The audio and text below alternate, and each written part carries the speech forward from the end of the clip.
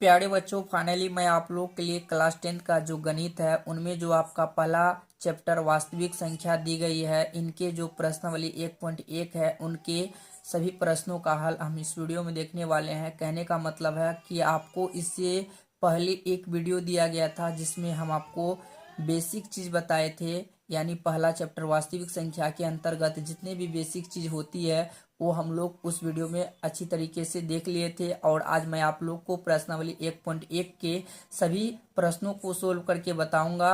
कहने का मतलब ये है कि 1.1 के सभी प्रश्न को एक ही वीडियो में हम लोग देखेंगे और आपको इसका कोई अन्य वीडियो देखने की आवश्यकता नहीं होगी। इसी प्रकार से 1.2 का सभी प्रश्नों का हल एक ही वीडियो में होगा। इसी प्रकार से 1.3 का, 1.4 का, मतलब इसी तरीके से हम लोग चलते चलते आगे 15 चैप्टर तक जाएंगे। और टोटल हमारे गणित में 15 चैप्टर दिया गया है और हमारा जो 15 चैप्टर है उसका नाम है प्रायिकता। चूंकि हम लोग 1.1 से शुरू करेंगे और 15.1 तक चलेंगे और हम सभी प्रश्नों को सोल्व करके आप लोग को बताएंगे। अगर आप लोग को हमारा चैनल पर अगर और कोई विषय की वीडियो देखना चाहते हैं तो आप हमें कमेंट करके बता सकते हैं कि सर हमें ये चीज़ की आवश्यकता है, आप हमें उस चीज़ के बारे में बताइए, तो मैं कोशिश करूंगा आप लोग को पर्टिकुलर वीडियो देकर आपको समझा सकूं। ओके, तो आइए मैं आप लोग को वास्तविक संख्या यानी प्रश्नावली 1.1 के सभी प्रश्नों को सोल्व करके बताते हैं। तो हमारा यहाँ पे प्रश्नावली 1.1 है। क्या बोल रहा है इसका पहला प्रश्न, निम्नलिखित संख्याओं का HCF। HCF क्या चीज होती है? देखिए, HCF का फुल फॉर्म होता है highest common factor. Highest common factor अर्थात महत्तम समावर्त, इसको हम लोग शॉर्ट में मोसो भी बोलते हैं। ओके, HCF ज्ञात करने के लिए यूक्लिड विभाजन एल्गोरिथम का प्रयोग कीजिए। यूक्लिड विभाजन एल्गोरिथम क्या होता है इसके बारे में हम लोग पीछे वीडियो में ही जानकारी प्राप्त किए थे। यूक्लिड विभाजन एल्गोरिथम बोलिए अथवा यूक्लिड विभाजन प्रेमिका बोलिए, दोनों एक ही चीज है। ओके, अलग अलग तरीके से अगर आपको बोलेंगे तो आपको घबराने की आवश्यकता नहीं है। यहाँ पे एल्गोरिथम और वहाँ पे प्रेमिका है, मतलब दोनों एक ही चीज है। ठीक है, तो इसमें हमें तीसरा यानी 3 पार्ट दिए गए हैं। पहला पार्ट 135 और 225 है और तीसरा पार्ट दिया गया है 196 और 38,220। थर्ड पार्ट है 867 और 255। मतलब इसमें पहला, दूसरा और तीसरा पार्ट तक हमें इस प्रश्न को सोल्व करना है। तो हम चलिए आपको बारीकी से 1 बाय 1 करके सभी प्रश्नों को सोल्व करके बताते हैं। तो यहाँ पे जो है हमारा प्रश्न है 135 और 225, इसको हम लोग यूक्लिड विभाजन एल्गोरिथम से सोल्व करेंगे। तो आपको देखना है कि 135 और 225 में सबसे बड़ी संख्या कौन है। तो देखने से ही पता चलता है कि 225 बड़ी है और 135 छोटी है, इसलिए हम यहाँ पर लिख लेंगे जो बड़ी होगी वो आपका ए का मान हो जाएगा, जो छोटा होगा वो आपका बी का मान हो जाएगा। इसीलिए यहाँ पे बड़ी 225 है तो यहाँ पर हम ए का मान 225 लिख सकते हैं और बी का मान हमारा क्या हो जाएगा, 135 हो जाएगा। ओके, अब हम इसको यूक्लिड विभाजन एल्गोरिथम से सोल्व करने वाले हैं। तो लिखेंगे यूक्लिड विभाजन एल्गोरिथम से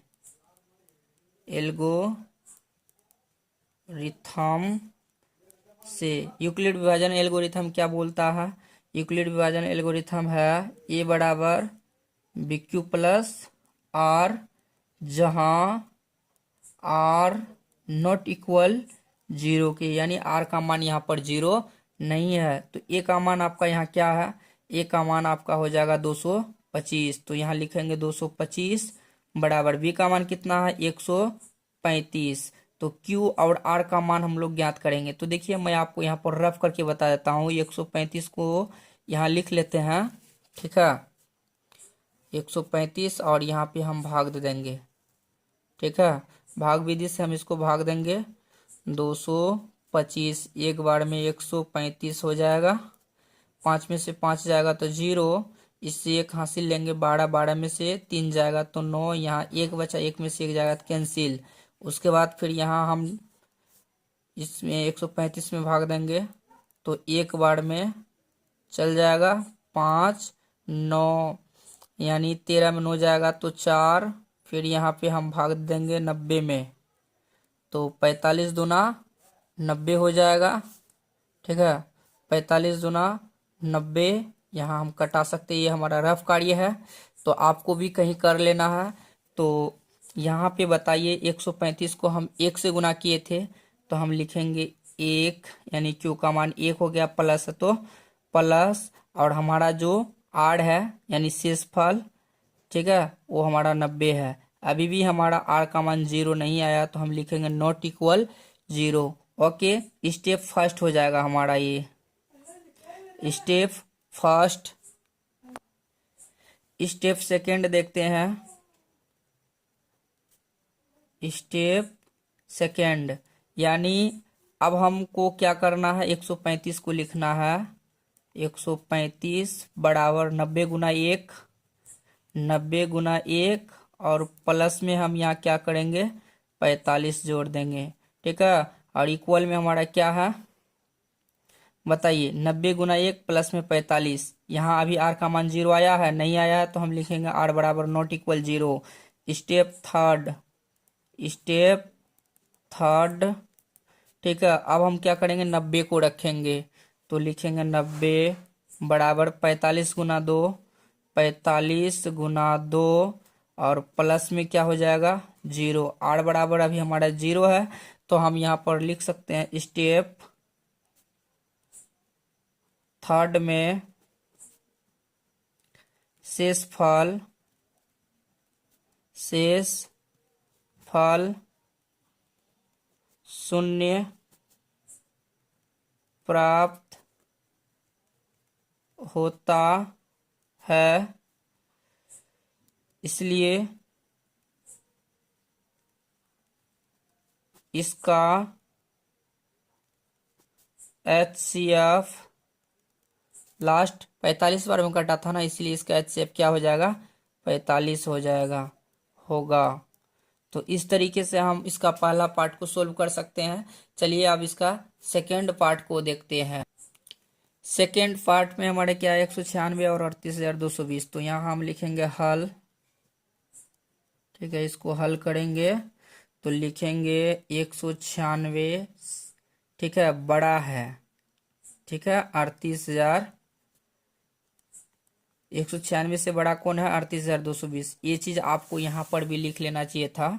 ठीक है, यानी 135 से कौन बड़ा है, 225। जिधर बड़ा होगा उधर मुंह खोल के रखना है। तो यहाँ पर हम लिख दिए हैं। अब यहाँ ए का मान आपका क्या होगा, 38,220 हो जाएगा, और यहाँ पे बी का मान कितना होगा, 196 हो जाएगा। तो लगाएंगे यूक्लिड विभाजन एल्गोरिथम, तो लिखेंगे यूक्लिड विभाजन एल्गोरिथम से, एल्गोरिथम से। तो यहाँ पे हम क्या करेंगे, लिखेंगे ए बराबर बी क्यू प्लस आर, जहाँ आर बराबर नहीं है 0 की। तो ए का मान हमारा क्या होगा, 38,220। बी का मान कितना होगा, 196। तो हम क्या करेंगे, यहाँ पर 196 को हम कितना से गुना करेंगे, जो 38,220 से कम अंक आएगा। कहने का मतलब है 196 को हम इस तरीके से लिखेंगे। ठीक है, 38,220, तो 195 बार में पूरा पूरा ये कट जाएगा। ठीक है, और यहाँ पर आपका शेषफल शून्य आ जाता है। ओके, तो यहाँ पे हम गुना करेंगे 195 बार में, और प्लस में क्या आएगा, 0 आएगा यहाँ पे। और फर्स्ट स्टेप में हमारा इसका शेषफल 0 आ जाता है। तो यहाँ स्टेप फर्स्ट लिख सकते हैं आप। ठीक है, तो लिखेंगे स्टेप फर्स्ट में शेषफल शून्य प्राप्त होता है, शून्य प्राप्त होता है, इसलिए इसका HCF कितना होगा, लास्ट में 196 से कटा था ना, इसलिए 196 होगा। ओके, चलिए इसका थर्ड पार्ट को भी हम लोग सोल्व कर लेते हैं। इसका थर्ड पार्ट में क्या है, थर्ड पार्ट दिया गया है 867 और 255। तो यहाँ लिखेंगे हल, सोल्व करते हैं। देखिए तो यहाँ पे लिखेंगे 867 बड़ा है 255 से, तो ए बराबर हमारा 867 होगा और बी बराबर हमारा हो जाएगा 255। यूक्लिड विभाजन एल्गोरिथम से, यूक्लिड विभाजन एल्गोरिथम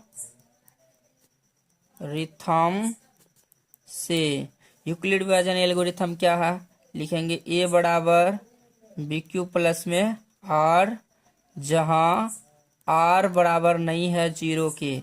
तो ए का मान हमारा 867 है, लिखेंगे 867, बी का मान हमारा 255 है। अच्छा तो हम यहाँ पर रफ कारी कर लेते हैं, यहाँ पे रफ कारी कर लेंगे। तो लिखेंगे 867 कितना बार जाएगा, 255 को हम कितना से गुना करेंगे, कितना मर्तबे जाएगा। तो आप देख लीजिए 255 को हम पहले जो है इसको 3 बार में गुना करते हैं। 3 पचे 15 के 5, 3 पचे 15 1 16 6, 3 दूना 6 1 7, 3 बार में चल जाता है। देखते हैं 4 बार में जाता है कि नहीं। तो 4 पंचे 20 के 0 और 4 पंचे 20 2 22 के 2 हासिल 2, 4 दूना 8 2 10, जो कि यानी 1020 आता है। और 3 बार में देते हैं 765, इसलिए हम इसको 3 बार में देंगे। ठीक है, 3 बार में देंगे तो कितना आएगा, 765 आएगा। यहाँ कितना होगा, 2, यहाँ 0, यहाँ 1, यानी 255 गुना 3 प्लस में क्या कर देंगे 102। आर बराबर नहीं है 0 के। ओके, अब फिर हम क्या करेंगे, यहाँ पे 255 में भाग देंगे। तो 2 बार में कितना आएगा, 2 बार में हमारा चल जाएगा ना, 2 बार में 204, 204 1 5 और कट जाएगा। फिर यहाँ पे हम 102 को लिख लेंगे, 51 दूना 102, यहाँ पे पूरा पूरा कट जाता है। तो देखिए अब हम 255 को लिख देंगे, 255 यानी 102 गुना 2, 102 गुना 2 और प्लस में हम क्या लिखेंगे 51। अभी भी आर का मान 0 नहीं है। फिर लिखेंगे यहाँ पर 102 को रखेंगे और यहाँ लिख देंगे 51 गुना 2, 51 गुना 2 और प्लस में क्या कर देंगे, यहाँ हमारे 0 आ गया तो हम लिख लेंगे 0। तो लिखेंगे आर बराबर 0। स्टेप फर्स्ट है ये, स्टेप फर्स्ट, और ये स्टेप सेकंड, और ये हमारा स्टेप थर्ड हो जाएगा। ओके, तो हम यहाँ क्या करेंगे, स्टेप थर्ड में शेषफल 0 प्राप्त होता है, अतः इसका HCF कितना होगा, लास्ट हमारा 51 बार में कटा था ना, इसलिए 51 होगा। तो इस तरीके से हम लोग पहला प्रश्न के तीनों पार्ट को सोल्व कर सकते हैं। अब चलिए मैं आप लोग को इसका दूसरा प्रश्न सोल्व करके बताता हूँ। यहाँ आप देख सकते हैं दूसरा प्रश्न क्या बोल रहा है, दर्शाइए कि कोई भी धनात्मक विषम पूर्णांक 6q + 1 या 6q + 3 या 6q + 5 के रूप का होता है जहाँ q कोई पूर्णांक है। तो यहाँ पे हमको ये चीज दर्शाना है। ओके, तो चलिए हम इसको कॉपी में समझते हैं और किस तरीके से दर्शाएंगे ये भी हम लोग देख लेंगे। तो यहाँ पे सबसे पहले हम लिखेंगे, माना ये एक धनात्मक विषम पूर्णांक है। माना ये एक धनात्मक विषम पूर्णांक है। ठीक है, तो यहाँ पे आपका b का मान 6 दिया गया है। ठीक, आपको बुक में दिया गया है b बराबर 6 के लिए। बी बराबर 6 के लिए यूक्लिड विभाजन एल्गोरिथम से, यूक्लिड विभाजन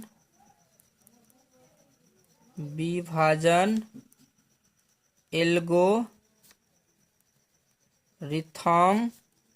से, यूक्लिड विभाजन एल्गोरिथम क्या है, ए बराबर बी का मान तो 6 है तो यहाँ 6 क्यू प्लस आर हो जाएगा, जहां आर का मान आपका क्या होगा, इससे छोटा ही होगा, 0 1 2 3 4 5।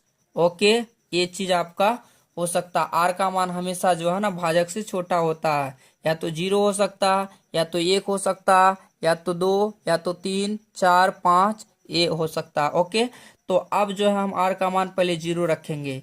अगर हम आर का मान 0 रखते हैं तो यहाँ पे आपका कोई फर्क नहीं पड़ता। ओके, यहाँ पर आपका कोई भी फर्क नहीं पड़ेगा, तो लिख लेते हैं ए बराबर 6Q। ओके, अब यहाँ पे बताइए, फिर यहाँ पे क्या रखेंगे, आर का मान 1 रखेंगे तो क्या हो जाएगा 6Q प्लस 1, फिर यहाँ क्या होगा 6Q प्लस 2, फिर क्या होगा 6Q प्लस 3, फिर यहाँ ए बराबर 6Q प्लस 4, फिर क्या होगा 6Q प्लस 5। ठीक है, और कुछ नहीं हो सकता है। ठीक, और हम यहाँ पे माने क्या है, ए एक धनात्मक विषम पूर्णांक है। जब विषम पूर्णांक है तो यहाँ पे सम पूर्णांक वाला तो हो नहीं सकता है, इसलिए हम लिखेंगे अतः ए एक धनात्मक विषम पूर्णांक है, विषम पूर्णांक है, तो 6Q मतलब समपूर्णांक वाला को लेंगे 6Q, 6Q plus 2, 6Q plus 4 के रूप का नहीं हो सकता, क्योंकि यहाँ पे विषम पूर्णांक है तो समपूर्णांक वाला कैसे होगा, तो लिखेंगे के रूप का नहीं हो सकता। ठीक है, नहीं हो सकता। क्यों नहीं हो सकता है, तो इसका रीजन लिख देंगे, क्योंकि ये सभी सम धनात्मक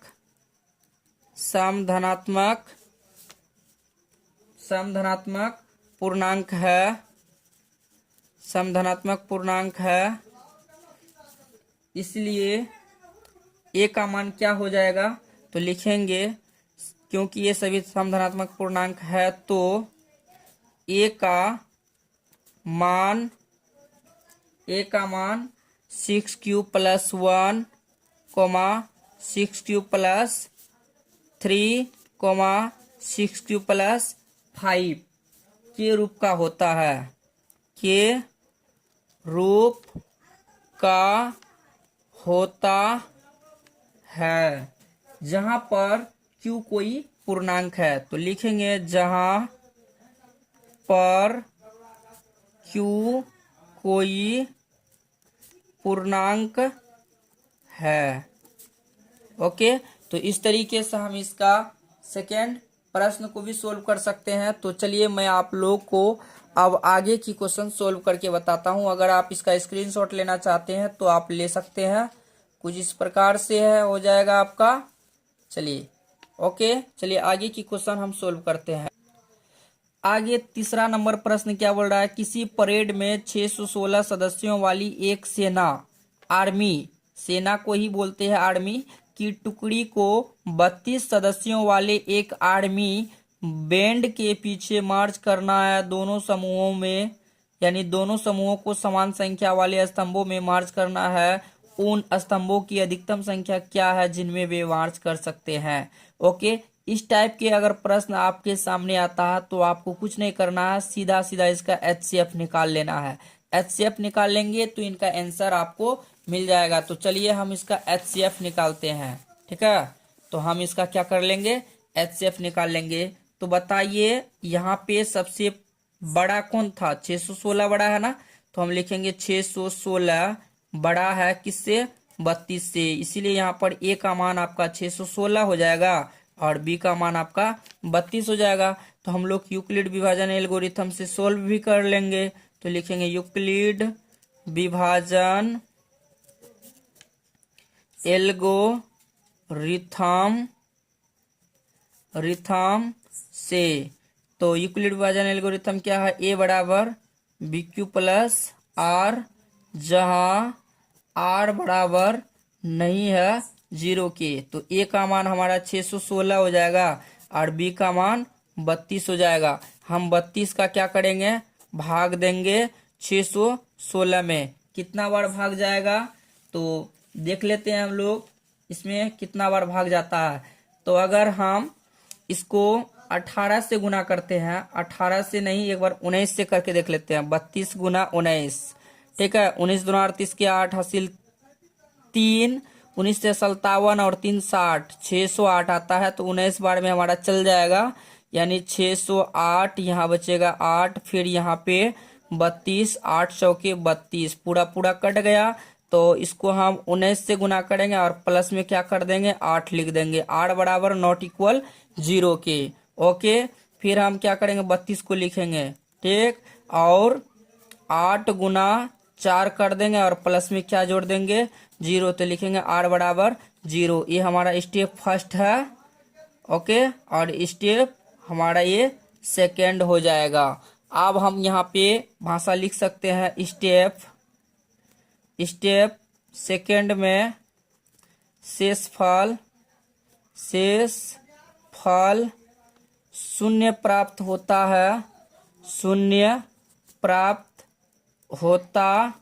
है, अतः इसका अधिकतम संख्या या इसका एचसीएफ 8 होगा। मतलब अधिकतम संख्या आपका क्या हो सकता है, तो आपको बुक में क्या बोल रहा था, अधिकतम संख्या ही ज्ञात करने बोल रहा था ना। यहाँ देखिए अधिकतम संख्या क्या हो सकता है, तो हम लिखेंगे स्तंभों की अधिकतम संख्या। लिखना है स्तंभों की अधिकतम संख्या 8 है, ठीक। तो अब हम लोग जो है इसका चौथा प्रश्न को सोल्व करेंगे। तो चलिए हम लोग चौथा प्रश्न को भी देख लेते हैं। चौथा प्रश्न में क्या बोल रहा है, यूक्लिड विभाजन प्रेमिका का प्रयोग करके दर्शाइए कि किसी धनात्मक पूर्णांक का वर्ग किसी पूर्णांक m के लिए 3m या 3m+1 के रूप का होता है।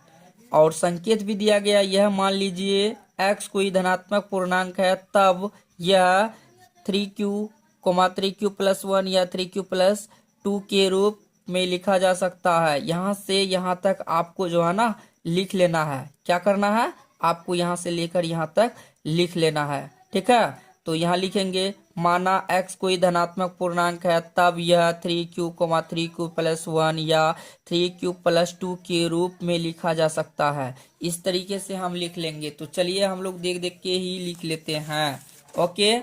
इसको हम लोग देख देख करके ही यहाँ पर लिखेंगे। तो यहाँ पर हम देख देख कर लिख लिए हैं। चलिए अब हम इसको सोल्व करेंगे। तो लिखेंगे, यदि x बराबर 3q हो, ठीक है। यदि x बराबर 3q हो, बुक में बोल रहा था वर्ग करने पर, तो हम लिखेंगे दोनों तरफ वर्ग करने पर, दोनों तरफ वर्ग करने पर लिखेंगे x का वर्ग बराबर 3q का वर्ग, x का वर्ग x वर्ग, 3 का स्क्वायर करेंगे, 3 में 27, q का स्क्वायर q स्क्वायर, ओके। अब हम यहाँ पे x वर्ग लिख लेंगे और यहाँ पे 3 कॉमन निकाल सकते हैं, 3 तिया 9, q का स्क्वायर। और यहाँ पे हम इतने को हम m मान लेंगे। क्या मानेंगे, m। x स्क्वायर बराबर 3m, समीकरण 1, जहां m बराबर आपका क्या हो जाएगा, 3q का स्क्वायर, ये हो जाएगा। फिर लिखेंगे, अब यदि x बराबर क्या रखना है हमको, अब एक्स बराबर 3q+1 रखना है, तो हम लिख लेंगे अब यदि x बराबर 3q+1, फिर लिखेंगे दोनों तरफ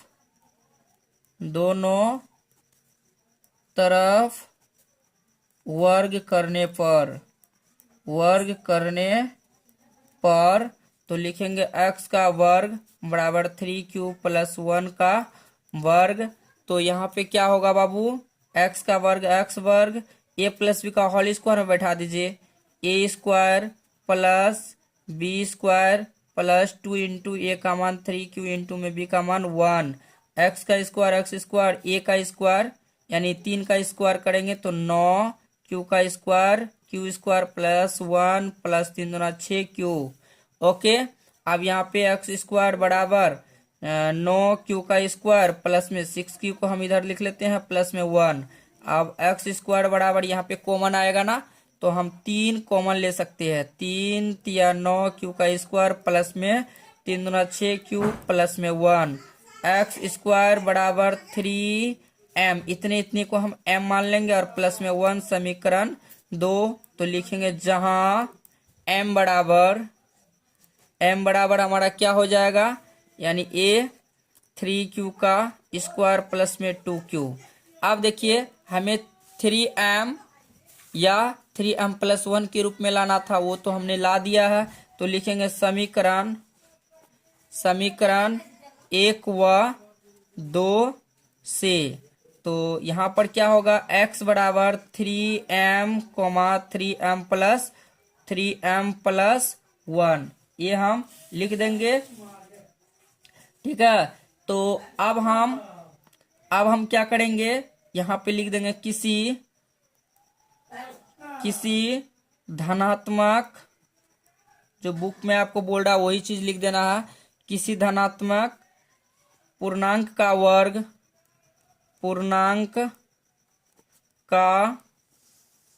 वर्ग किसी पूर्णांक m के लिए, किसी पूर्णांक m के लिए 3m+1 के रूप का होता है। तो इस तरीके से हम इसका 4 नंबर क्वेश्चन को भी सोल्व कर सकते हैं। तो चलिए हम इसका अब लास्ट प्रश्न को सोल्व कर लेते हैं। ठीक है, तो इसका लास्ट प्रश्न हम लोग देखेंगे। चलिए लास्ट प्रश्न को हम पहले पढ़ लेते हैं। लास्ट प्रश्न में क्या है ये आप देख सकते हैं। यहाँ पर लास्ट प्रश्न बोल रहा है, यूक्लिड विभाजन प्रेमिका का प्रयोग करके दर्शाइए कि किसी धनात्मक पूर्णांक का घन, तभी वर्ग बोल रहा था, अभी घन बोल रहा मतलब क्यूब, 9m, 9m+1 या 9m+8 के रूप का होता है। तो कोई दिक्कत नहीं है, हम लोग इसको आगे सोल्व कर लेंगे। ठीक है, तो चलिए हम इसका सॉल्यूशन को देखते हैं। तो सबसे पहले हम मान लेंगे, माना ए कोई धनात्मक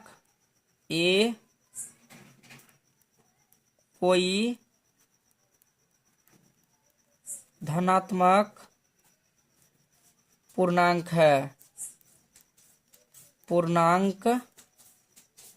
है और यहाँ पे शेषफल आपको 3 को दिया गया था ना, इसीलिए यहाँ आपका b का मान क्या हो जाएगा, 3 हो जाएगा। इसको हम लोग यूक्लिड विभाजन एल्गोरिथम से सोल्व करेंगे।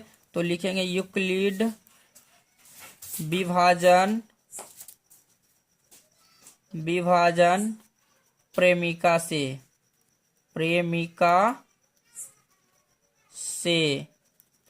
तो यहाँ पे आपको a बराबर BQ+R यानी b का मान 3 दिया है, तो 3Q+R हो जाएगा, जहां R का मान आपका हो सकता है 0, 1, 2, 3 नहीं होगा क्योंकि इससे छोटा ही होता है। तो लिखेंगे यदि a बराबर 3Q+R का मान 0 रखेंगे तो कोई फर्क नहीं पड़ेगा, इसीलिए इसको हम ऐसा कैसा रहने देते हैं। ठीक है, फिर क्या होगा 3Q+, फिर वो R का मान 1 रखेंगे, फिर यहाँ पे हम क्या रखेंगे 3Q+2 रख देंगे। ठीक है, तो इस तरीके से हम रखते चले जाएंगे। और अब हम यहाँ पे क्या करेंगे, पहले इसको लेंगे, लिखेंगे अब यदि a बराबर 3q हो तो क्या होगा। दोनों तरफ घन करने बोल रहा था ना, तो हम दोनों तरफ घन कर लेंगे। तो लिखेंगे दोनों तरफ घन करने पर, तो लिखेंगे a का घन बराबर 3q का घन, a का घन a घन और 3 का घन करेंगे तो 27q का घन। ओके, a घन बराबर, इसमें 9 का भाग जाएगा ना, 9 कॉमन आ सकता है, इसलिए 9 तिया 27q का क्यूब। अब यहाँ पे a क्यूब बराबर 9m, इसको हम समीकरण 1 मान लेंगे, जहां m बराबर आपका क्या हो जाएगा, जहां m बराबर 3q का क्यूब हो जाएगा। ठीक है, चलिए अब हम लिखेंगे पुनः अभी हमको क्या रखना है, a बराबर 3q प्लस 1। फिर लिखेंगे दोनों तरफ, मैथमेटिक्स कहती है अगर भाग देते हैं तो दोनों तरफ भाग दीजिए, अगर वर्ग करते हैं तो दोनों तरफ, घन करते हैं तो दोनों तरफ, आप एक तरफ नहीं कर सकते हैं, ऐसा मैथमेटिक्स का नियम है। तो लिखेंगे दोनों तरफ घन करने पर, तो चलिए हम घन कर लेते हैं, यानी a का घन बराबर 3q प्लस 1 का घन, a प्लस बी का होल क्यूब में आप बैठा दीजिए इनको, a का क्यूब a क्यूब, चलिए a cube plus b cube plus 3ab, a का मान 3q इंटू में b का मान 1 इंटू में a प्लस बी, यानी 3q प्लस 1, a का क्यूब a क्यूब, यहाँ पे 3 का क्यूब करेंगे 27q का क्यूब प्लस 1 प्लस 3 तिया 9q इंटू में 3q प्लस 1। चलिए आगे इसको सरल कर लेते हैं, a क्यूब बराबर 27q का क्यूब प्लस में 1 प्लस में, इसको इससे गुना करेंगे, 9 तिया 27, गुना में पावर क्या हो जाता है, जुड़ जाता है, गुना में घाती जुड़ती है, 9 तिया 27 क्यू गुना क्यू करेंगे, क्यू का स्क्वायर प्लस में 9q गुना 1 करेंगे तो 9q हो जाएगा। अब यहाँ पे a क्यूब बराबर क्या होगा, 27q का क्यूब प्लस इसको हम पहले लिख लेते हैं 27q का स्क्वायर प्लस में 9q प्लस में 1। अब इसमें हम 9 का भाग दे सकते हैं, यानी 9 कॉमन निकल सकता है। a क्यूब बराबर, यानी 9 तिया 27q का क्यूब प्लस 9 तिया 27q का स्क्वायर प्लस 9 से 9 कैंसिल, सिर्फ q बचेगा और प्लस में 1, तो यहाँ a क्यूब बराबर 9, इतने को हम m मान लेंगे, 9m प्लस 1, लिखेंगे समीकरण 2, और यहाँ पर हम लिख देंगे जहां m बराबर 3q का क्यूब प्लस 3q का स्क्वायर प्लस q। ठीक है, अब उसके बाद हमें क्या रखना है, a वाला मान रखना है ना, तो हम लिखेंगे a बराबर 3q प्लस 2। हम क्या लिखेंगे, a बराबर 3q प्लस 2। अब फिर क्या करना है, दोनों तरफ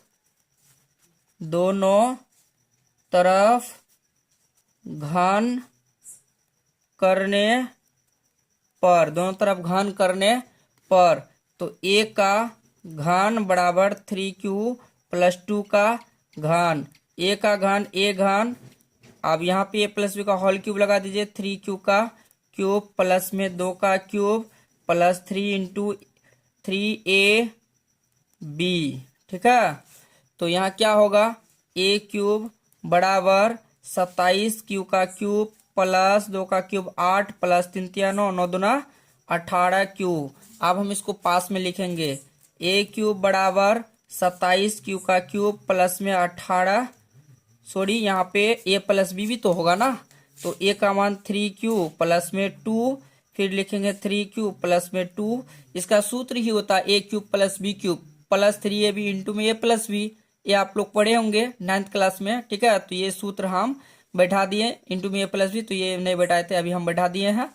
अब हम क्या करेंगे, 8 है तो 8 प्लस में 18 को 3 से गुना करेंगे, 18 तिया 54, क्यू गुना क्यू करेंगे, क्यू का स्क्वायर प्लस 18 दूना 36 क्यू है तो क्यू। अब हम इसको अब पास में लिखेंगे ए क्यूब 27 क्यू का क्यूब प्लस में 54 क्यू स्क्वायर प्लस में 36 क्यू और प्लस में 8 ए क्यूब बराबर यहाँ पे 9 का भाग जा सकता है पूरे समीकरण में, तो हम क्या करेंगे 9 का भाग देंगे। 9 तिया 27 क्यू का क्यूब प्लस 9 छके 54 क्यू का स्क्वायर प्लस 9 चौके 36 क्यू और प्लस में 8। तो यहाँ लिखेंगे ए क्यूब बराबर 9m प्लस में 8 समीकरण 3 का नाम दे देंगे और लिखेंगे जहां m बराबर हमारा क्या होगा 3q का क्यूब प्लस 6q का स्क्वायर प्लस में 4q, ये हमारा हो जाएगा m का मान। तो देखिए इस तरीके से हम बारी बारी से तीनों को रख करके घन कर दिए हैं।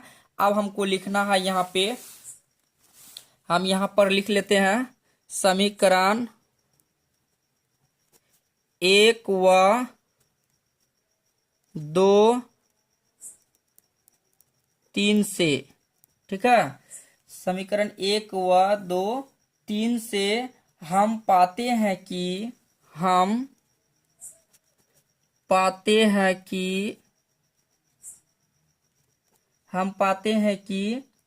ए क्यूब, ठीक है, 9m 9m प्लस 1 व 9m प्लस 8 के रूप का है। अतः किसी भी धनात्मक पूर्णांक का घन 9m 9m प्लस 1 व 9m प्लस 8 के रूप का होता है। तो हम लिख सकते हैं किसी धनात्मक पूर्णांक का घन 9m 9m प्लस 1 व 9m प्लस 8 के रूप का होता है। ओके, तो इस तरीके से हम इसका प्रश्न क्रमांक 5 को सोल्व कर सकते हैं। एक बार जो है आप इनको देख लीजिए, आपको एग्जाम में 5 अंक देंगे।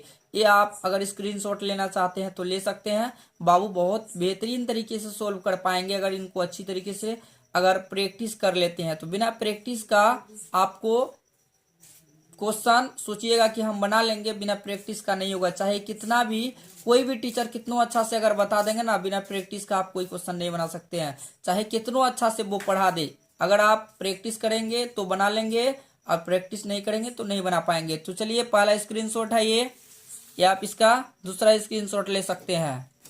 कुछ इधर भी है, ठीक, ये आप ले लीजिए और तीसरा यहाँ पर है इतना, ठीक है।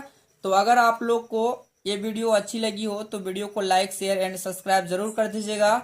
और फिर हम लोग इसी तरीके से मिलेंगे आप 1.2, ठीक है। 1.1 तो समाप्त हो चुका है, अब हम लोग 1.2 फिर मिलते हैं। तब तक के लिए थैंक यू।